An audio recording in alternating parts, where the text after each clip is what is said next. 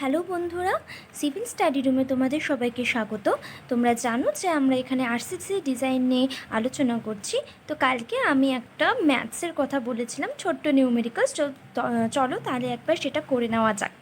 তো আমরা দেখেছি যে রেইনফোর্সড কংক্রিট বিম সেকশন ছিল আমাদের কাছে, যার এফেক্টিভ ডেপথ 600 mm ছিল, ওয়াইড 300 mm ছিল, 4টা বার ছিল যা 32 mm ডায়ার ছিল, আর এফসিকে M20 গ্রেড ছিল, মানে 20 নিউটন পার মিলিমিটার স্কোয়ার, আর FE 415 স্টিল ছিল বলে আমরা FY 415 নিউটন পার মিলিমিটার স্কোয়ার নিয়েছিলাম।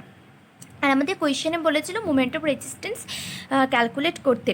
আচ্ছা, তো আমরা প্রথমে দেখো আমি এগুলো সব লিখে নিয়েছি, ডিবি আর লিখে নেওয়ার পর এএসটি ক্যালকুলেট করেছি যে 4 × π/4 × 32 স্কোয়ার, কেননা সার্কিউলার সেকশন বলে আমরা এখানে π/4 × 32 স্কোয়ার করেছি, আর 4টা বার আছে, তো সেটা হলো 3216 মিলিমিটার স্কোয়ার এসেছিলো।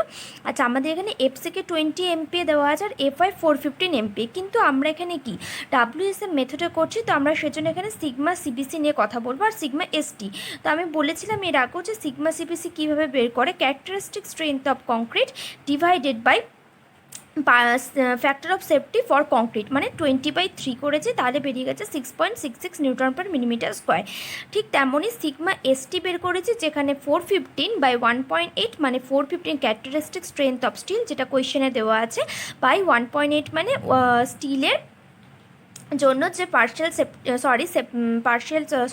অফ সেফটি রয়েছে সেটা, তো সেটা 230 নিউটন পার মিলিমিটার স্কোয়ার বেরিয়েছে সিগমা এসটি আর সিগমা সিবিসি।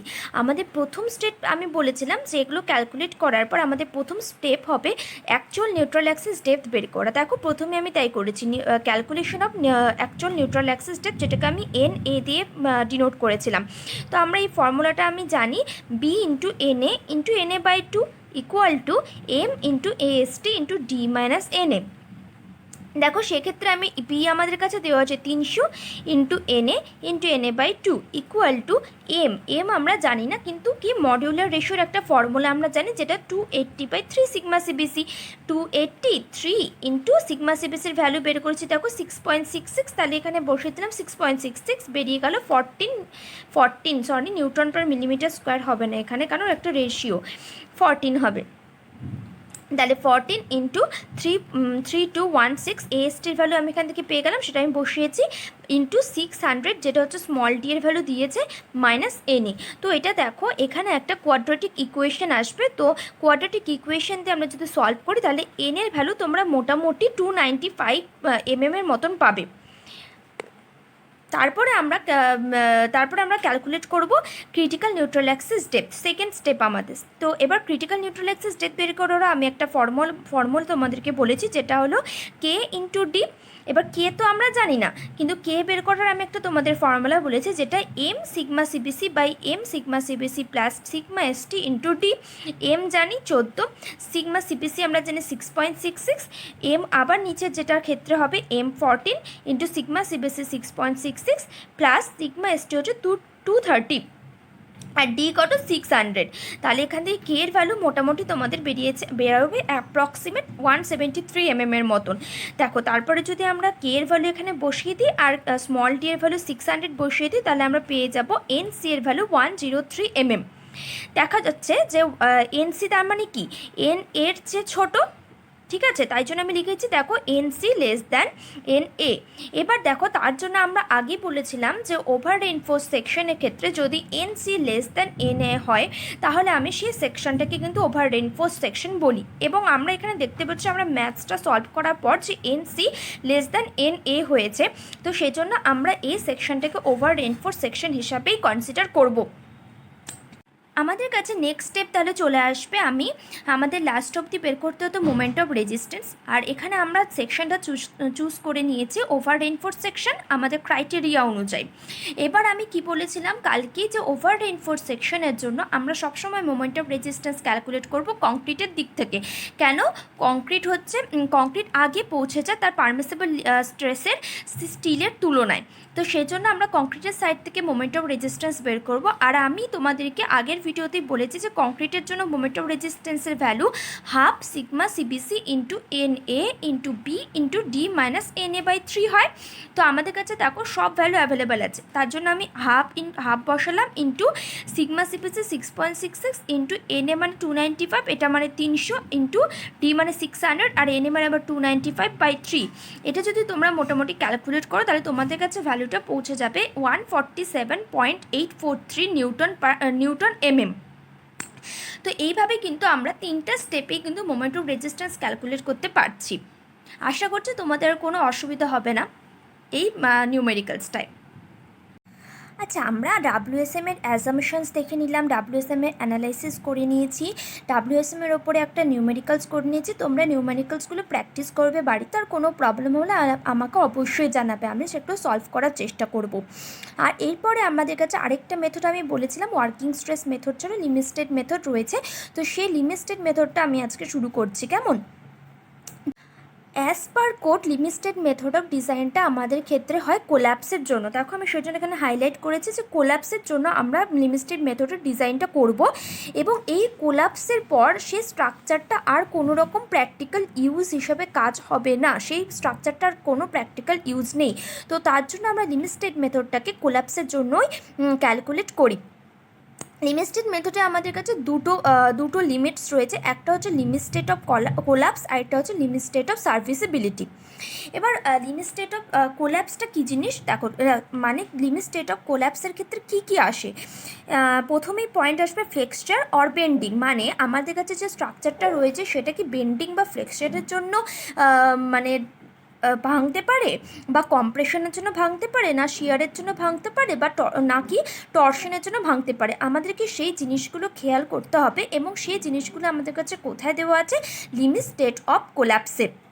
ঠিক তেমনি লিমিট স্টেট অফ সার্ভিসিবিলিটিতে আমাদের দেওয়া আছে যে ডিফ্লেকশন, মানে একটা কোনো স্ট্রাকচার ধরো এমন আছে, এবার স্ট্রাকচারের উপরে এমন করে লোড পড়ছে, এবার এই লোড পড়ার জন্য কি সেই স্ট্রাকচারটা এমন করে বেঁকে যাবে, সেটা হচ্ছে আমাদেরকে চেক করতে হবে।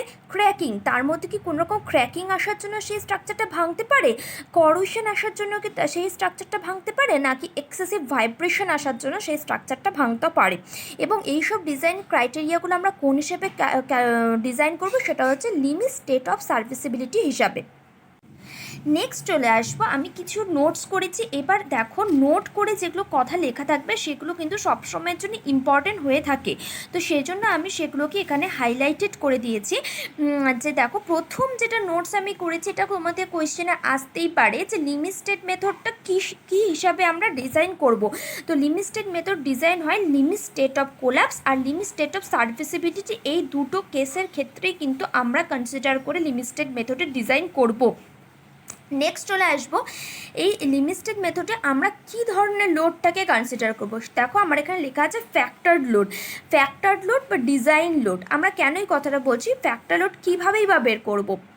আমাদের কাছে যে লোডটা থাকবে ওয়ার্কিং লোড, মানে ধরো কোনো একটা স্ট্রাকচারের ক্ষেত্রে ধরো আমি ভাবলাম 5 নিউটনের লোড আসছে, এবার তার সাথে যদি আমি ফ্যাক্টর অফ সেফটি গুণ করে দিই তাহলে যে আমি লোডটা পাবো সেটার নাম দিচ্ছি আমি ফ্যাক্টরড লোড।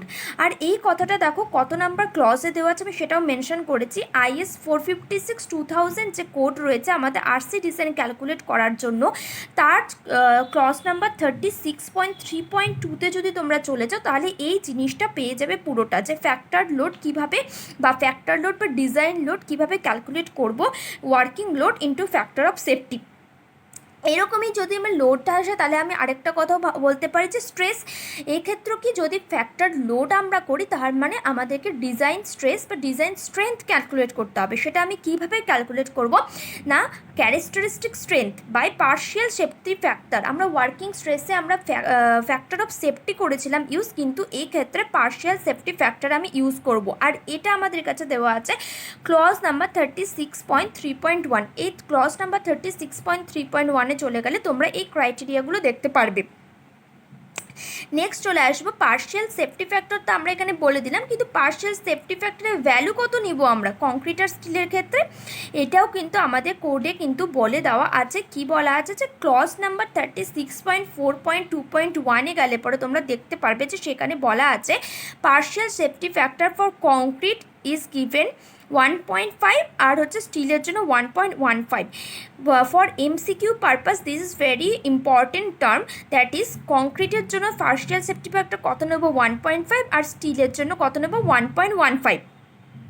এরপরে আরেকটা জিনিস আমি বলবো যে ক্লজ নাম্বার 38.1-এ তুমি যদি চলে যাও তাহলে আমরা অনেকগুলো জিনিস দেখতে পারবো যে এখানে তো আমি বললাম যে ডিজাইন স্ট্রেস ক্যালকুলেট করব, রাইট? তো ডিজাইন স্ট্রেসের ফর্মুলা আমাদেরকে দিয়ে দিয়েছে। তো আমরা এখানে চলো এটা আমরা ক্যালকুলেট করে দেখেছি কত আসছে। কংক্রিট যদি আমরা ধরি তাহলে ডিজাইন স্ট্রেস আসছে এফসিকে বাই 1.5। এফসিকে মানে কি ক্যারেক্টারিস্টিক স্ট্রেংথ ফর কংক্রিট। আমি আগেই বলেছিলাম ক্যারেক্টারিস্টিক স্ট্রেংথ নেব, তাহলে কংক্রিটের জন্য ক্যালকুলেট করছি মানে কংক্রিটের ক্যারেক্টারিস্টিক স্ট্রেংথ নেব যেটা এফসিকে বাই পার্শিয়াল সেফটি ফ্যাক্টর কংক্রিটের জন্য কত দিয়েছে 1.5, আমি সেটা লিখে নিলাম 1.5। কিন্তু একটা ব্যাপার আছে, আমরা যেহেতু কংক্রিটটাকে তৈরি করছি কোনো একটা কিউব টেস্ট এইসব করে যখন আমরা মানে করছি, তারপরে তো এটা ক্যারেক্টারিস্টিক স্ট্রেংথ করা হয়। তো দেখো 67% অফ ক্যারেক্টারিস্টিক স্ট্রেংথ আমরা কেন নিয়েছি এটা নিয়ে আলোচনা করলাম। যে কেন নিয়েছি আমি, যে আমরা যখন ক্যারেক্টারিস্টিক স্ট্রেংথ টেস্ট করা তখন তো আমরা কিউব টেস্ট করি, তো তার জন্য কংক্রিট নিয়ে আমরা কাজ করছি। তো সেই ক্ষেত্রে কোনো না কোনো সময় মানে কোনো না কোনোভাবে শেপের গণ্ডগোল হলেও হতে পারে। তো সেক্ষেত্রে আমি একটা ধরে নিই যে 67% অফ ক্যারেক্টারিস্টিক স্ট্রেংথ নেব, কেন? Due to shape effect.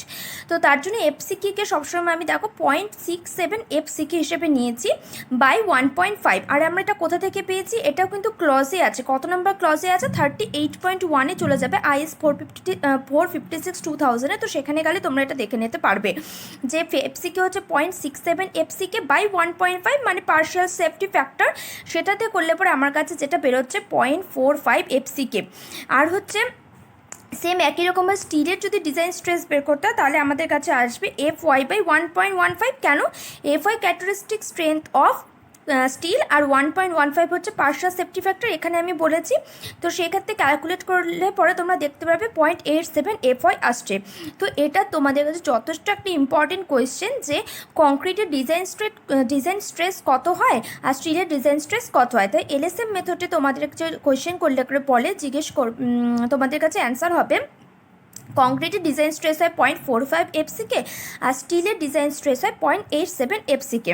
Same একই রকমভাবে যে স্ট্রেনও কিছু আসতে পারে। তো কংক্রিটের ক্ষেত্রে ম্যাক্সিমাম স্ট্রেন আসে 0.0035 আর ম্যাক্সিমাম স্ট্রেন স্টিলের ক্ষেত্রে আসে 0.002 প্লাস 0.87 FY বাই ES। এবার এইটাও হচ্ছে 38.1 নাম্বার ক্লজে যাবে, তো সেখানে পেয়ে যাবে। এখানে কি কংক্রিটের তো আমরা জেনলাম 0.0035 আর স্টিলের 0.002 প্লাস 0.87 FY। এবার কি FYটা কি ক্যারেক্টারিস্টিক স্ট্রেংথ অফ স্টিল, আর ES কি? ES হচ্ছে ইলাস্টিক মডিউলাস অফ স্টিল, যেটার ভ্যালু হচ্ছে 2.1 × 10⁵ নিউটন পার মিলিমিটার স্কোয়ার। এবার এগুলো কোথা থেকে আসলো সেটা আমি একটা কোডের আমাদের যে কোড দিয়েছে IS 456/2000 সেখানে কোডে আমি দেখিয়ে দিচ্ছি যে ওখানে একটা গ্রাফ আছে, সেখান থেকে এই ভ্যালুগুলো এসেছে। তো চলো দেখে নেওয়া যাক। দেখো তোমাদেরকে আমি বলেছিলাম যে 38.1 নাম্বার যদি তোমরা ক্লজে পৌঁছাও তাহলে তোমরা কিন্তু এই ভ্যালুগুলো পেয়ে যাবে। তো তোমরা একবার প্লিজ দেখে নিও। আমি এখানে তারপর বলে দিচ্ছি, আমার সামনে এখানে যেহেতু দেখতে পাচ্ছি আছে F নাম্বার ক্লজে FY বাই 1.15 ES প্লাস 0.002। এবার তোমরা বলতে পারবে আমি তোমাদের ওখানে 0.87 FY বলেছিলাম, কিন্তু দেখো 1/1.15 করলে পরে কিন্তু 0.87ই আসে। তো তাই জন্য আমি ওখানে লিখেছিলাম 0.87 FY বাই ES প্লাস 0.002। ওকে, এবার চলে আসি গ্রাফটাতে যে stress strain curve limit state মেথডের ক্ষেত্রে কংক্রিটের কীরকমভাবে ভ্যারি করে।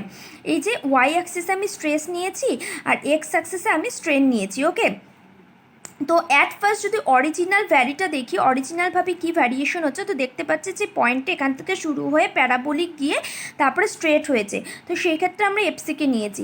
কিন্তু আমি আরেকটা কথাও তোমাদেরকে বললাম যে শেপ টেস্টের জন্য কিন্তু সেটাকে আমরা এফসিকে 67% নিই। তো সেক্ষেত্রে দেখো এখান থেকে এমন করে গিয়ে প্যারাবোলিক হয়ে তারপরে এইভাবে করে স্ট্রেট হয়েছে। তো সেই ভ্যালুটাকে আমি লিখেছি 0.67 এফসিকে। কিন্তু আমি আবারও তো একটা কথা বললাম না যে যেখানে ডিজাইন স্ট্রেংথে পৌঁছাবে হচ্ছে কোথায়?